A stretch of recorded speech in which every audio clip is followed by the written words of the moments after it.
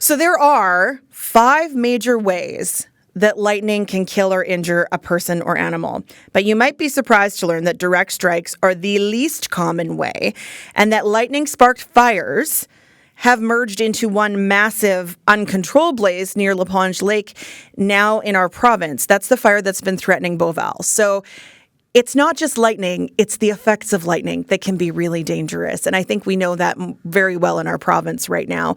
Chris Vagasky is a meteorologist and lightning data specialist with the National Lighting Safety Council in the United States. He's based in Wisconsin, and he joins us now. Hi, Chris. Hi, good afternoon. How are you doing today? I'm good. You hear that story of that close encounter with lightning turned fireball, hit the dirt, the whole 9 yards. I'm sure you've heard other stories similar to that. Yes, I mean, we hear this a lot, and lightning strikes and injures about 250,000 people a year around the world. So it is a really big hazard. It's probably the most common natural hazard that people experience year in and year out. So what are all the ways people or animals, I mean, things touching the ground, can end up impacted by lightning? We know fire is a big issue in Saskatchewan. We're dealing with wildfires here, some of them caused by lightning strikes. But what are some of the other ways that lightning can cause problems for humans and animals? Yeah, fire is a big one. It causes a lot of damage across the world. And then of course all the damage that you get to houses and buildings and things like that. But really importantly for people and for animals is how the electricity from the lightning affects your body.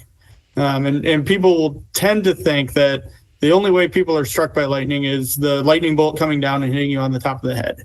But that really only accounts for about 3 to 5% of the lightning incidents that occur. And that's based on looking at long histories of lightning injuries and lightning fatalities in the United States and around the world. Most people are actually impacted, and animals, of course, as well, are impacted by what's known as ground current. So that's when lightning strikes nearby and the electricity spreads out through the ground. And the lightning will travel up somebody's leg and then back down their other leg. So that accounts for 40 to 50% of the injuries and fatalities that we see. Does that count as being struck by lightning? Like, do you consider that as being struck by lightning? Yes, it's a kind of a catch-all term for any impact of lightning is being struck, because that electricity came from the lightning and then traveled through you. So any of these ways is just kind of a collective being struck by lightning. Okay, what are some other ways? Even though you're now making me terrified to leave the building. Well, when you're in a building, you're good. A substantial building like a house, an office building, something like that, because it has electrical and plumbing running through the walls.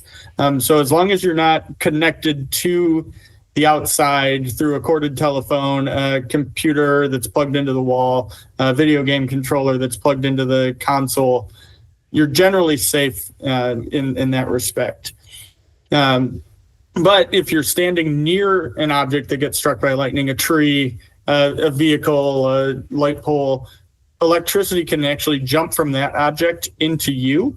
And that's what we call the side flash. And that accounts for 20 to 30% of the injuries and fatalities that we see. Another 15 to 25% is that contact injury, which is when somebody is playing a video game, lightning strikes the house and the electricity travels through the wires and then into them. Or they've got their cell phone and it's plugged into the outlet. We're seeing that a lot more commonly these days. The cell phone thing tracks. Doom scrolling and they've got their phone charging and they're not paying attention to the thunderstorm, and and then they get shocked or even killed. We had a couple incidents in Brazil recently of people being injured or killed by lightning because they were holding a cell phone that was plugged into the wall. And then the other way is what's known as an upward leader.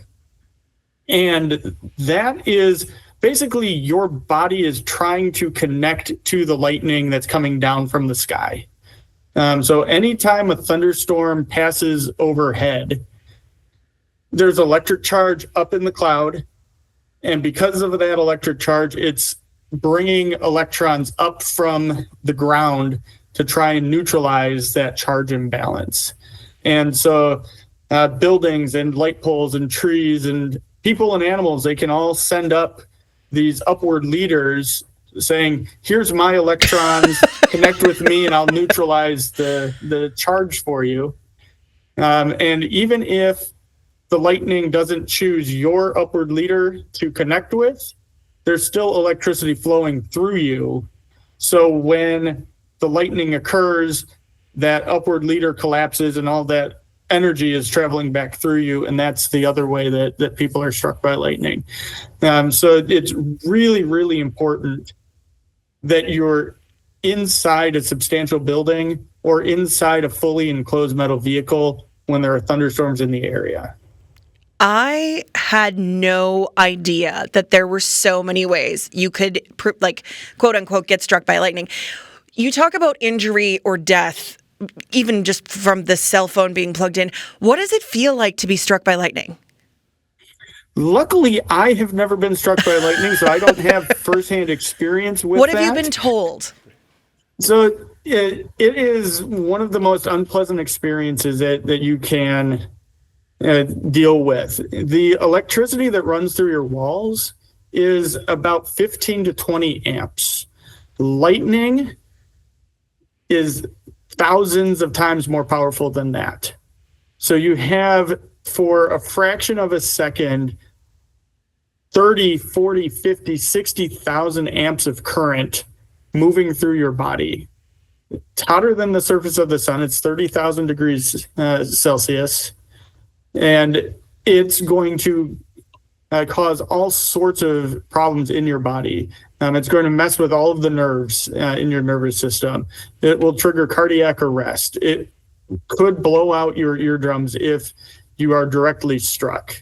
And 90% of the people who are struck by lightning actually survive, but they can have lifelong impacts because of what it does to your nerves and to your nervous system. So you'll have memory issues. You'll have twinges of pain randomly for the rest of your life because the nerve connections between your brain and your nerve endings gets fried. You can have respiratory issues. You can have all post-traumatic stress, all sorts of long-lasting impacts from lightning. So even if lightning doesn't kill you, many people are suffering for the rest of their life afterwards. I have no words. I love that I learned so much on this show, but also I'm a little terrified.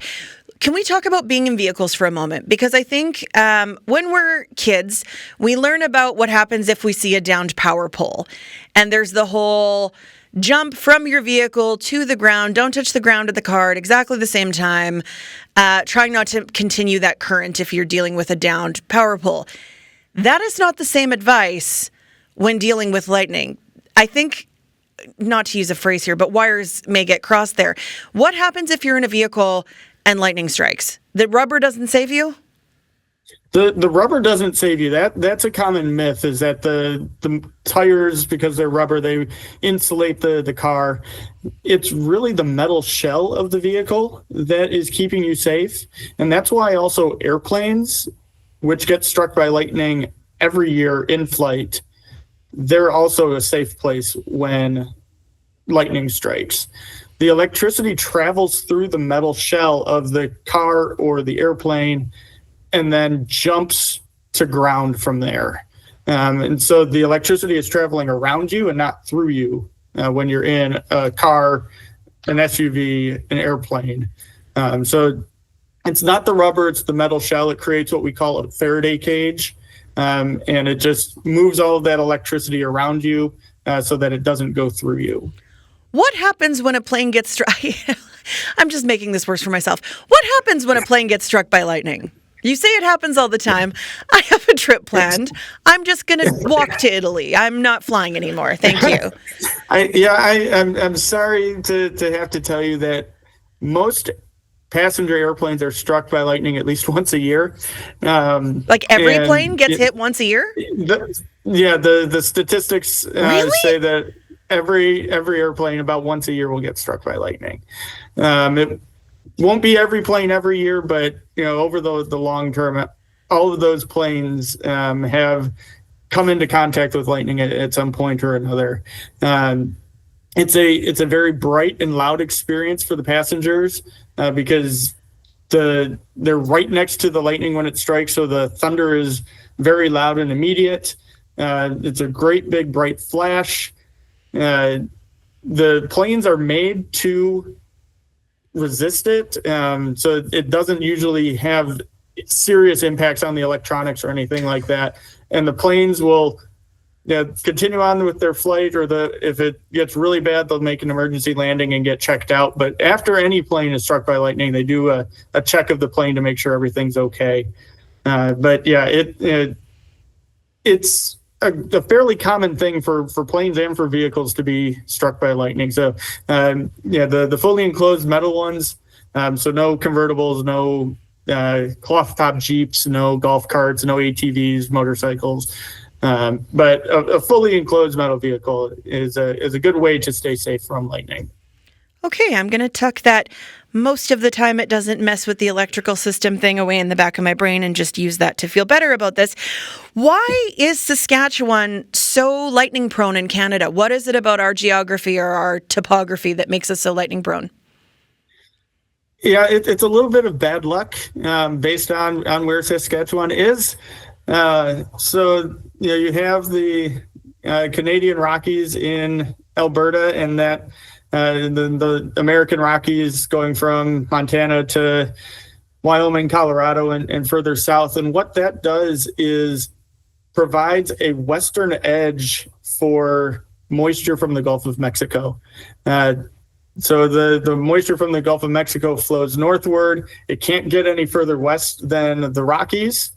So unfortunately, that's where Saskatchewan is, and it funnels all of this moisture into Saskatchewan. And moisture is a very key ingredient in producing thunderstorms because you have to have tall clouds, you have to have ice and snowflakes and liquid water to create the electrical charge. So it's a very much a geographical thing.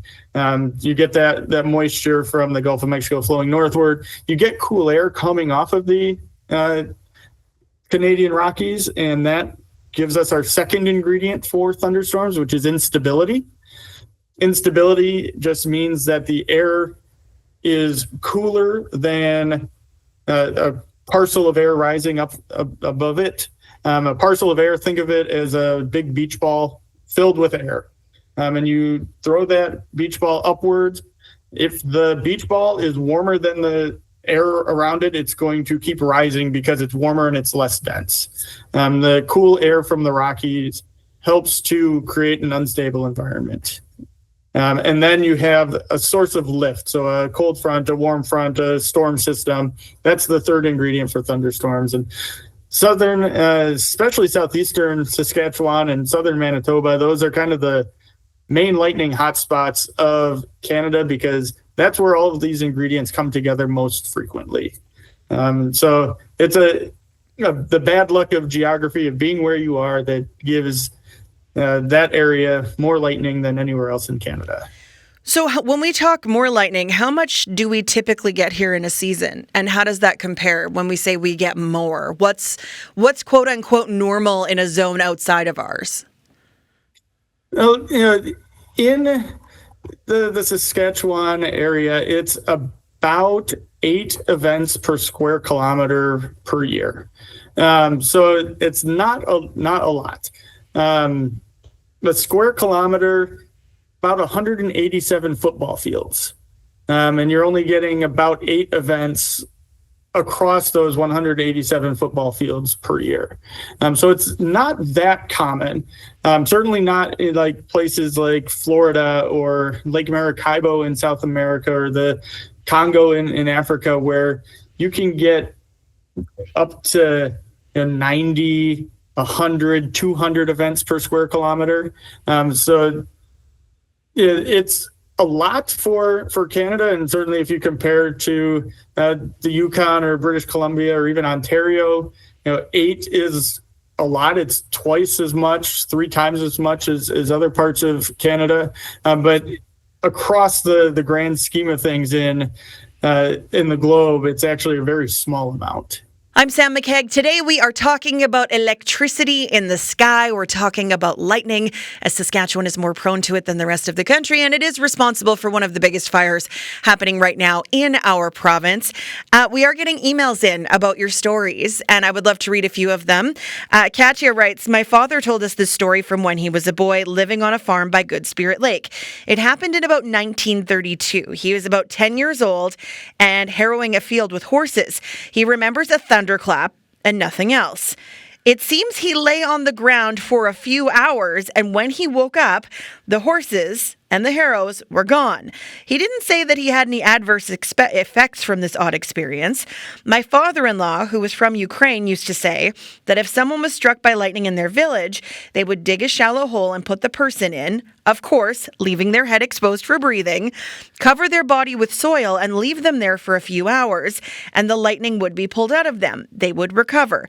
Maybe something similar happened to my father because he was laying on the ground for so many hours. All the best, Katya in Saskatoon. Also, Catherine writes, well, I have a friend who was struck twice by lightning. Once, it came through an outlet inside the house. The second strike should have been an indicator that maybe something was different in her. She has Wilson's disease, which is an abnormally high copper level in the body, so she was a great conductor of electricity before she was diagnosed. Do you have a story about a close call with lightning? Maybe lightning makes you feel some kind of way. I know storms make people uncomfortable. Give us a call, 1-800-716-2221, or email us bluesky@cbc.ca. Our guest this hour is Chris Vagasky. He's a meteorologist and lightning data specialist with the National Lightning Safety Council in the United States, and he's based in Wisconsin. Chris, we have a caller on the line who has a question. So Warren in Gray, go ahead. Hi there. At a music event, and it started lightning, and I was kind of really surprised they didn't, postpone things or etc. But I met this person from Texas, and they were quite, all happy to see this lightning, and they go, oh yeah, we, have lightning storms all the time, and we, go and watch them, etc., etc.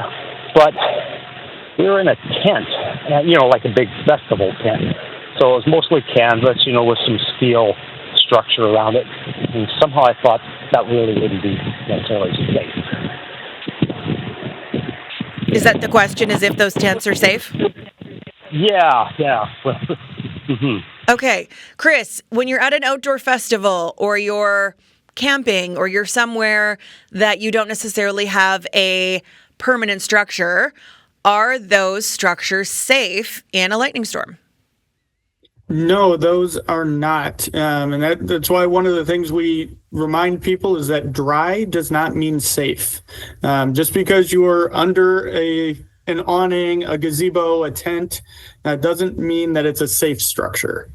You need to have that electrical wiring and the plumbing or that metal shell that's around you that acts as a Faraday cage to divert the electricity around you. There are cases every year of people who are in tents or under gazebos, under pavilions that get struck and killed by lightning. So knowing when you're at an outdoor event, and unfortunately a lot of outdoor events tend to ignore the lightning threat until it's raining. So when you're at an outdoor event, pay attention to the weather, watch for clouds building up as they get taller, as they get more dark and more gray, listen for the thunder, watch for lightning, and start moving towards one of those safer structures when you see that or hear that going on.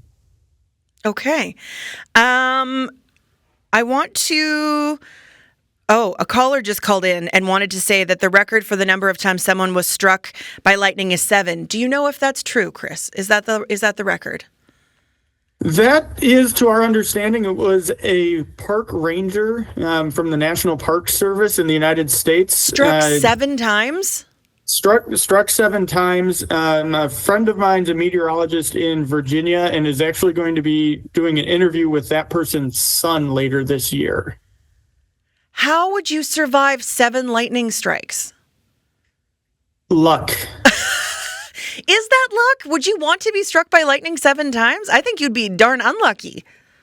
That it's very unlucky to be struck by lightning that many times, and it's very lucky to survive being struck by lightning that many times. No kidding. Okay, I want you to hang tight, Chris. We're going to keep talking about the science of this, but first, I want to bring in our next guest. He's actually a former CBC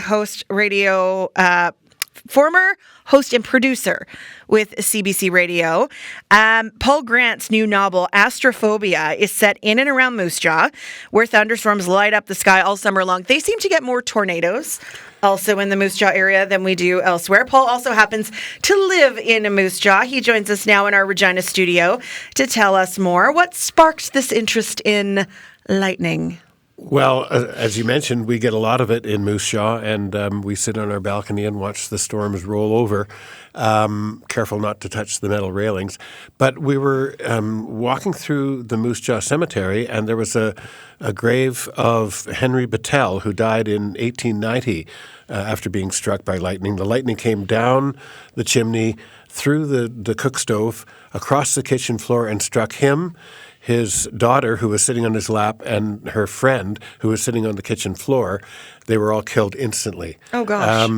And I got to – and then a couple of years later, his cousin was killed by lightning. And I got to wondering what would happen if a family was kind of plagued by lightning, stalked by lightning.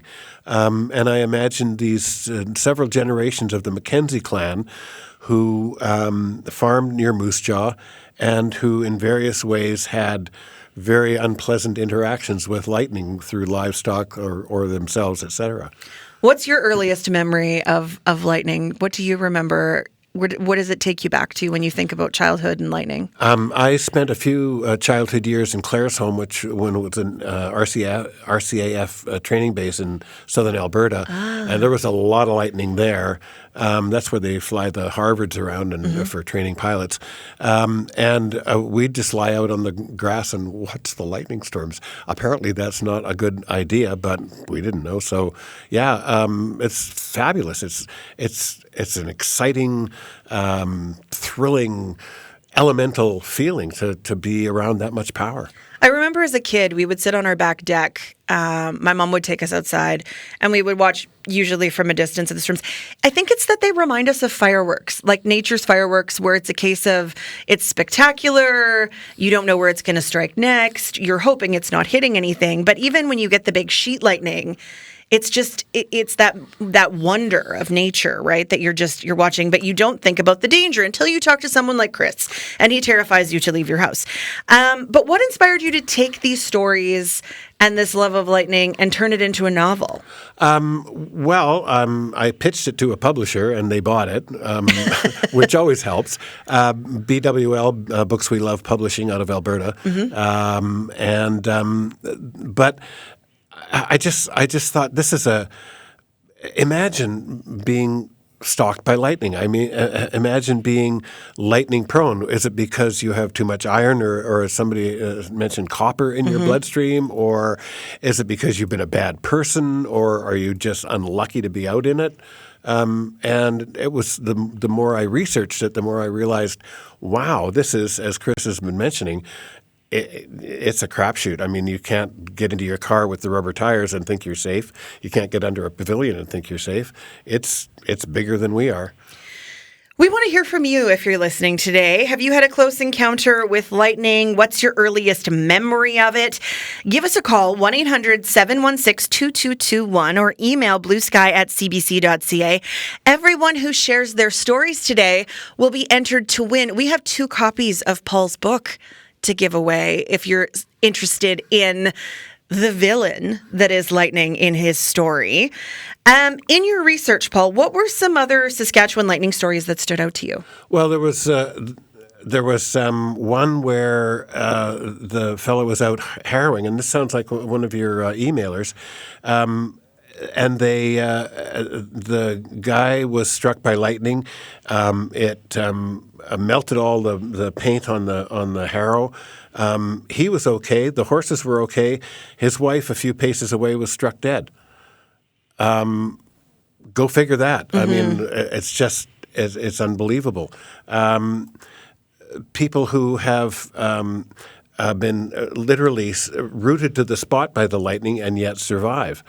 And yet other people a couple miles away might be struck by what they call positive lightning, which travels out of a storm through the clear blue sky and just zots into the ground somewhere, and you don't see it coming, and bang, you're done.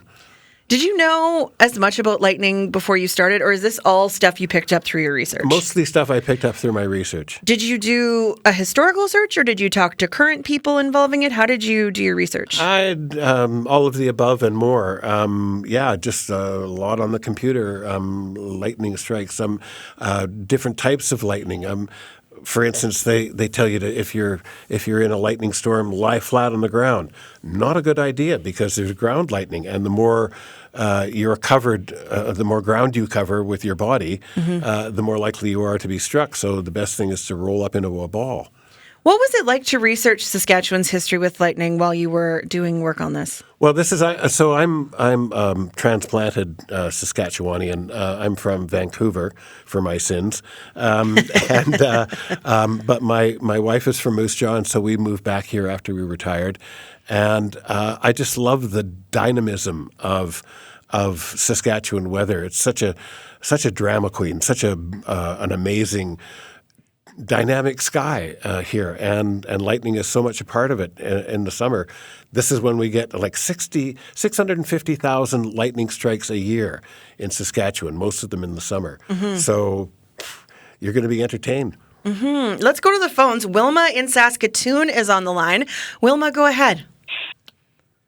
Hi. I grew up on a small farm between Saskatoon and Prince Albert, and our farm was along the North Saskatchewan River.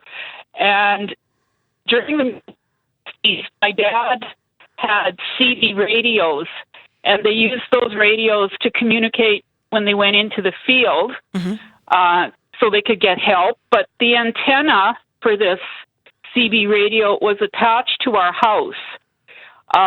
It was quite a tall antenna, and the receiver for the radio was sitting on top of the fridge. And in the midst of a lightning storm, the antenna got hit by lightning. There were 3 of us in the house, in the kitchen. The lightning came down the tower, threw the radio on the fridge, and stopped the fridge dead. And we were all 3 of us in the house were deaf for probably about an hour. Wow. Was it that loud? Yeah, it was like just beyond loud. Yeah. But everyone was okay. Yeah, we were okay. The radio was fried, and the fridge still worked.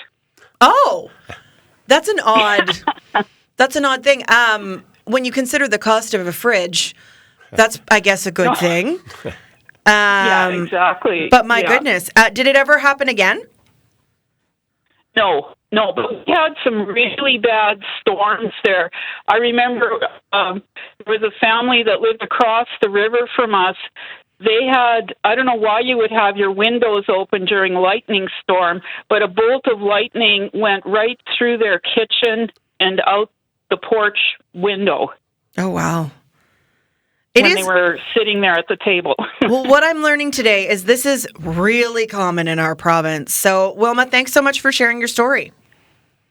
You're welcome. That was Wilma in Saskatoon. If you have a story you'd like to share with us, 1-800-716-2221. You can email us bluesky@cbc.ca. That includes if you have questions. Brenda has a question for Chris.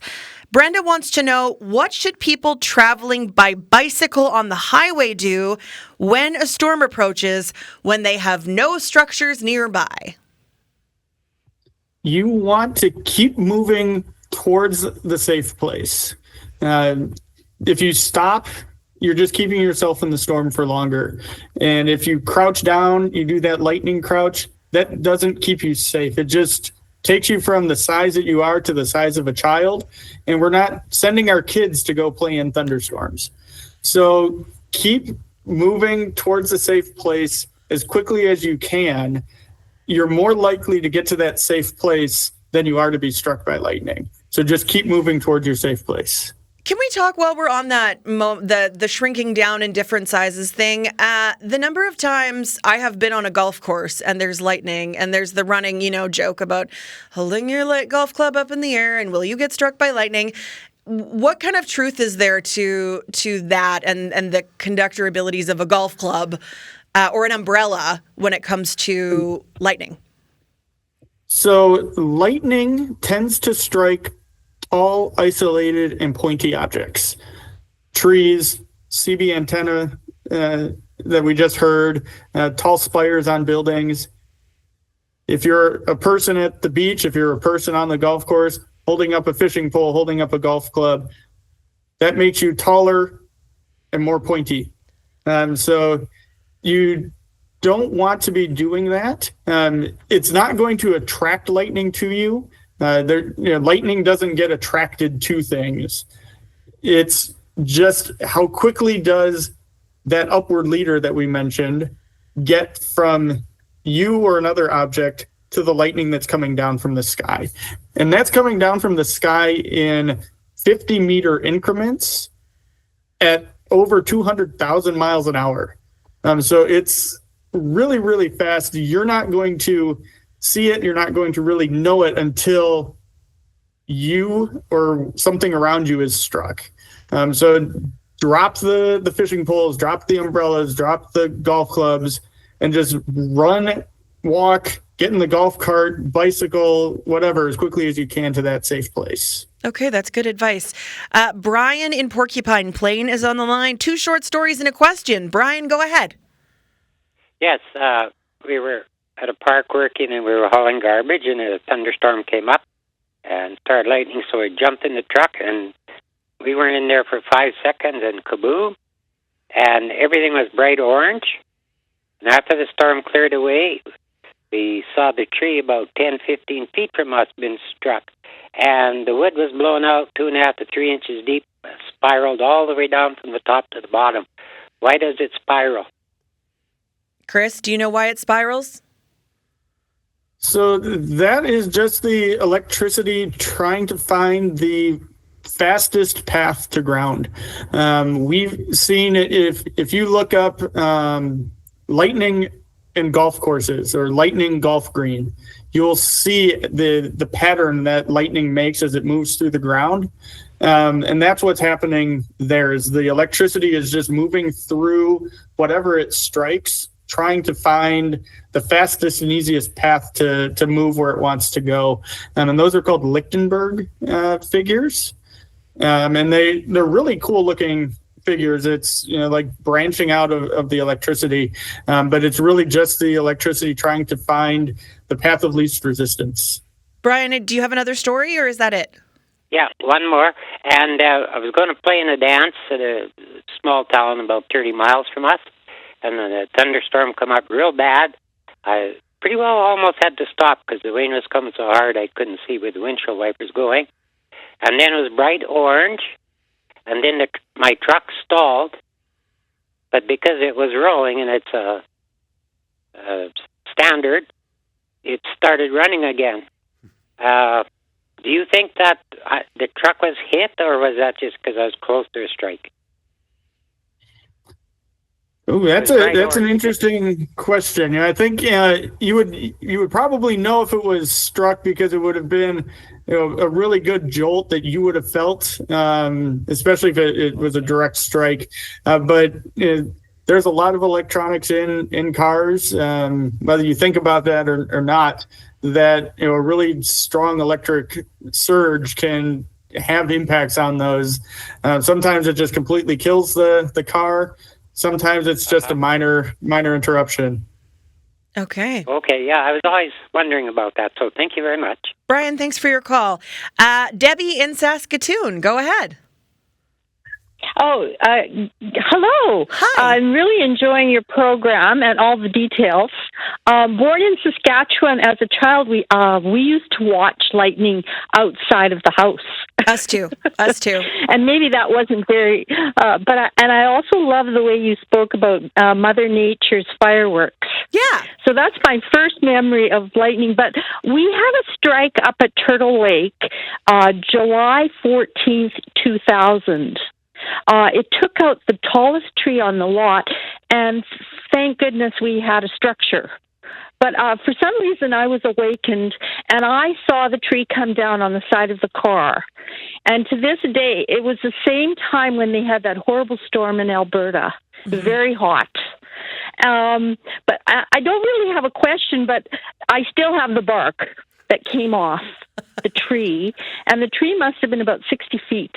I guess half of the tree, I don't know, 3/4 of it came down on the side of my car, which was very fortunate because all I had to do was cut out the branches. But it was very, very scary, actually. I can imagine. And now that the guest was talking about the dangers, yes, I'm just thankful that I didn't go outside when the whole sky lit up and the tree came down on my car. Well, Debbie, thanks so much for sharing and for your call today.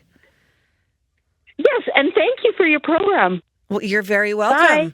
I now have a new healthy fear of lightning that I didn't have before. You have astrophobia. Astrophobia.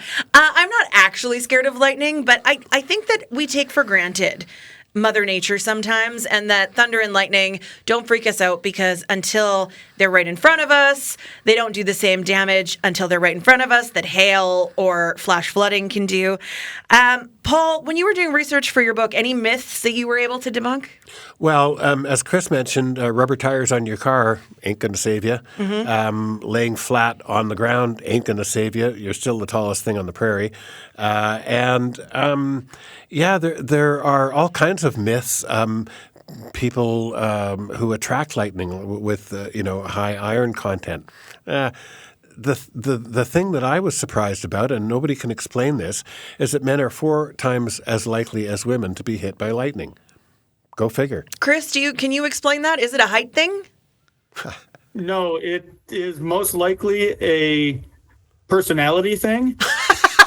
We men are stubborn and stupid sometimes, and we're going to get that last hole in, or we're going to keep fishing for that 40-inch northern pike, or we're not afraid of anything, and so we'll just stay outside and risk it.